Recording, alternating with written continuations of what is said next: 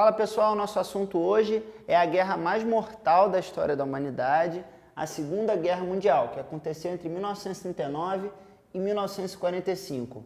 Meu objetivo é que você entenda melhor por que esse conflito aconteceu, já que teoricamente nenhum país quer entrar em guerra, né? E perceber alguns dos impactos desse conflito para o mundo após a Segunda Guerra. É uma guerra que é uma espécie de um divisor de águas na história do século XX. Vamos falar aqui mais de perto sobre esse assunto. Primeira coisa é que não dá para entender por que essa guerra aconteceu se você não tiver em mente que tinham surgido na Europa as ditaduras nazista e fascista. Especialmente o regime alemão é bastante responsável pela ocorrência da Segunda Guerra Mundial. Por quê? Essas ditaduras, mas aí dando maior destaque para a Alemanha, elas tinham uma característica de militarismo, ou seja, era um poder exercido de forma militar e com a projeção desses valores militares para a sociedade. Hitler, lá no comando da Alemanha, desde o início do seu governo, deixou claro que tinha planos para a expansão do território alemão, tinha planos para tornar a Alemanha um país mais poderoso militarmente. E ninguém fabrica um monte de arma para guardar dentro do armário, não é verdade? O que acontece? Esses regimes, eles são bastante responsáveis pela ocorrência do conflito. A gente vai ver aqui como. Então, a primeira coisa a situar era de que a gente está falando de um momento aí na Europa, meados dos anos 30, que na Itália já tem uma ditadura fascista liderada por Benito Mussolini e uma ditadura nazista na Alemanha liderada por Adolf Hitler, que tinham planos de fortalecimento econômico e expansão territorial. Tá bem? A gente vai falar um pouquinho também do tema de política externa que esteve ligado ao início dessa guerra. Por quê? Quando Hitler começou a divulgar os seus planos de expansão, ou começou a ficar mais claro para os outros países na Europa, de que ele a qualquer hora ou a qualquer momento poderia iniciar uma campanha de expansão, as outras potências principais europeias, especialmente a Inglaterra e a França, nada fizeram. Foi a chamada política do apaziguamento. Apaziguar é botar panos quentes, né? Evitar o conflito. Por que acontece, gente? Não foi uma postura exatamente covarde dessas potências. A gente tem que entender a história sempre no contexto. Esses países, eles tinham passado por um outro conflito mundial alguns anos antes. Eles não estavam interessados em uma guerra, né? Então, quando eles foram percebendo que Hitler voltou a fabricar aviões, que Hitler aumentou os exércitos, o que não era permitido pelo Tratado de Versalhes, que foi aquele tratado do fim da Primeira Guerra, Inglaterra e França não fizeram muita coisa, né? Emitiram notas condenando as atitudes, mas não fizeram nada de concreto, não responderam militarmente os movimentos de expansão, sobretudo de Hitler e do nazismo, né? Eu trouxe aqui um mapa para vocês para a gente ter uma ideia dos primeiros movimentos dessa política de expansão, para a gente entender melhor o que foi essa política do apaziguamento e por que ela deu errado. Vocês me acompanham? O primeiro movimento mais claro de expansão que Hitler fez foi em março de 1938, com a anexação da Áustria, tá? Que passou a se unir ao Império Alemão, chamado Terceiro Reich pelo Hitler. Por quê? Qual era o argumento que se justificava? Isso foi feito sem aplicação de violência, tá? Os austríacos, eles fizeram um acordo com os alemães para se unificarem, para fazer esse terceiro império alemão. Por quê? O argumento era de que eles tinham uma origem cultural parecida.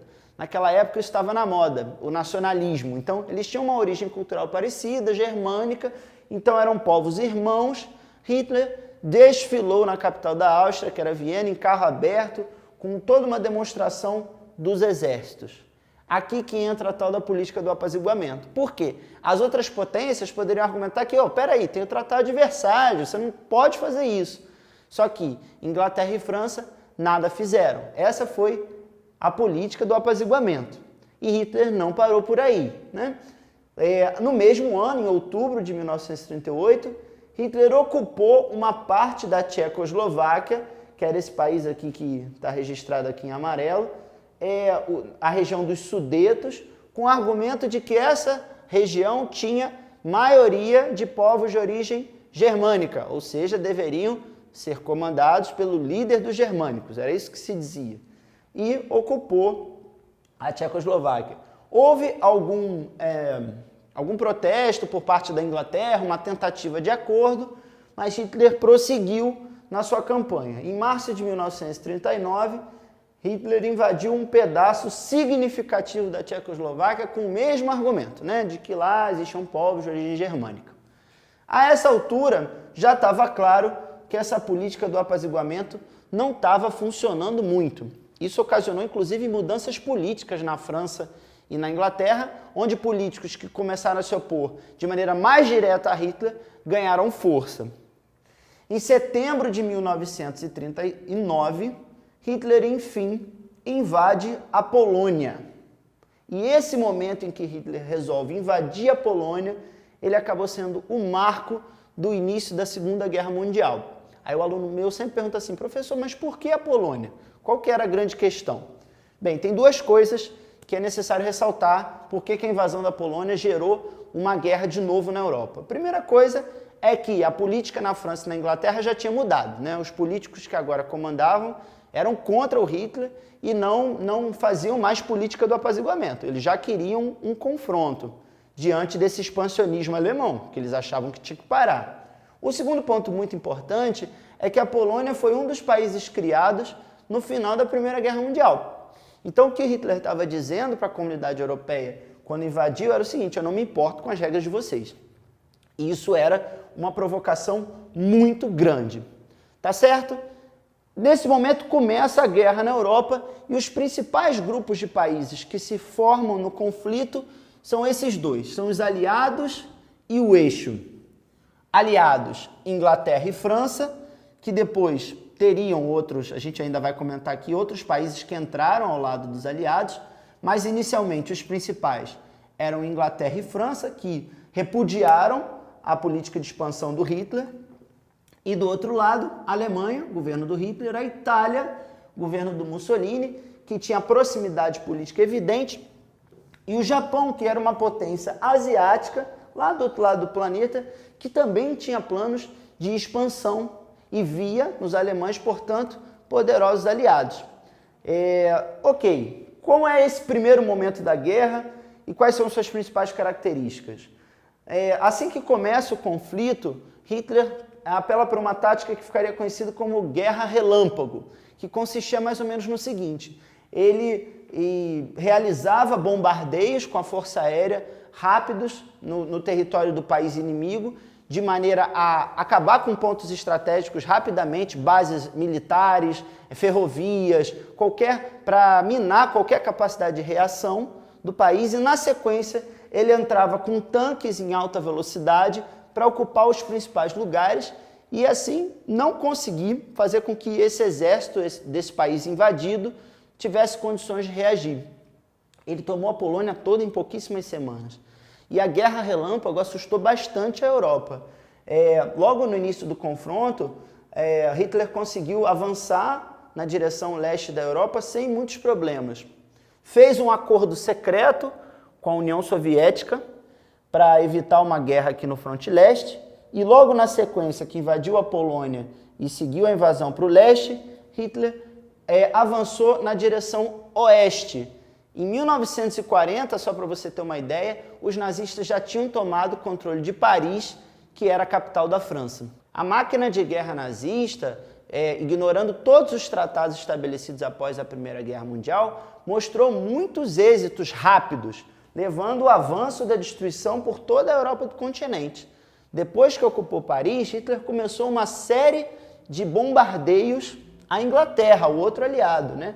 Londres, que era a capital da Inglaterra, foi pesadamente bombardeada pela aeronáutica do regime nazista, de uma maneira que quem viveu o mundo lá no fim de 1940 e no início de 1941 podia achar que realmente os nazistas poderiam ganhar a guerra. Quando é que isso mudou um pouco? Em 1941 tem a entrada de dois países importantíssimos no confronto, que são muito relevantes para a gente entender por que os aliados acabaram vencendo o conflito.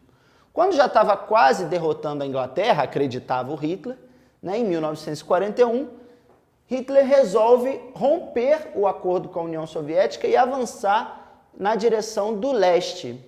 Só para lembrar para vocês, a Rússia, que na época chamava União Soviética, era um país enorme e com muitos recursos, com um exército de milhões de pessoas, né? Então, Hitler achava que faria uma fácil conquista da União Soviética, mas não foi assim que aconteceu.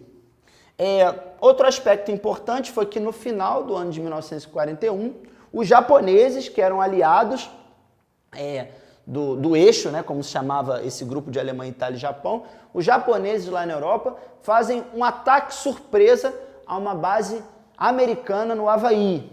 A ideia era segurar o imperialismo norte-americano naquela área. Acontece que os Estados Unidos fazem uma reação imediata e entram na Segunda Guerra Mundial poucos dias depois do ataque. Então o que acontece? O panorama no finalzinho de 41 e no início de 1942 já era outro. Você já tinha duas grandes potências do lado dos aliados.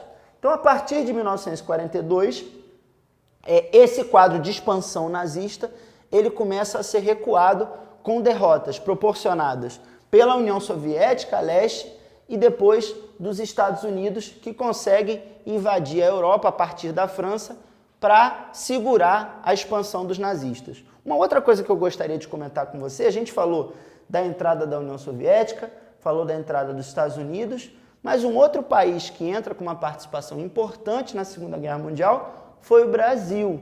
O que acontecia? O Brasil estava nesse período sob o Estado Novo de Getúlio Vargas, só que alguns navios brasileiros foram afundados por navios alemães na costa. Com isso, as pessoas nas principais cidades brasileiras começaram a questionar se o presidente não ia fazer nada, e num acordo com os Estados Unidos, o Brasil entra na Segunda Guerra Mundial ao lado dos aliados, enviando a Força Expedicionária Brasileira para ajudar a libertação da Itália do domínio do Mussolini. Então repara que comigo você já conseguiu entender que o eixo, ele aos poucos foi sendo derrotado, né? Com a ajuda do Brasil, os aliados entraram pela Itália, o Mussolini foi o primeiro a ser derrotado. Na sequência, o próprio Hitler seria derrotado com a invasão que os americanos fizeram na Europa e com o apoio da União Soviética, né? Os americanos vieram por oeste e a União Soviética veio aqui pelo leste. E o eixo acabaria se enfraquecendo bastante. Primeiro foi derrotada a Itália, depois a Alemanha. Mas como o eixo ainda tinha o Japão, a guerra continuou lá na Ásia. O que foi feito então? Os Estados Unidos resolveram testar uma tecnologia de destruição que era inédita na história da humanidade, que foi a utilização de bombas atômicas. A bomba atômica ela é uma tecnologia que é baseada na fissão do núcleo do átomo de urânio, né? Você vai aprender isso em ciências, que libera uma energia incrível que é capaz de desmaterializar uma série de corpos perto da área onde ela é detonada. No caso do fim da Segunda Guerra Mundial, duas cidades japonesas, a cidade de Hiroshima e a cidade de Nagasaki, foram bombardeadas num período de 3 dias, em agosto de 1945. Sem nenhuma condição de reagir, o Japão se rende e assim termina a Segunda Guerra Mundial. O que é importante a gente observar? Esse conflito ele foi extremamente marcante para a história da humanidade por muitos motivos, né? O primeiro é que todo o resto do século XX foi marcado por medo de novas bombas atômicas. Outra coisa muito importante é que as potências aliadas que saíram fortalecidas do conflito, os Estados Unidos e a União Soviética, são quem na realidade dividem o poder do mundo nesse pós-guerra, fazendo as conferências e dividindo as áreas de influência, o que é importante para entender o período conhecido como Guerra Fria.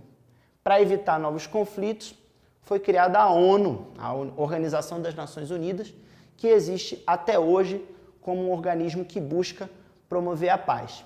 Espero que vocês tenham gostado. Até uma próxima.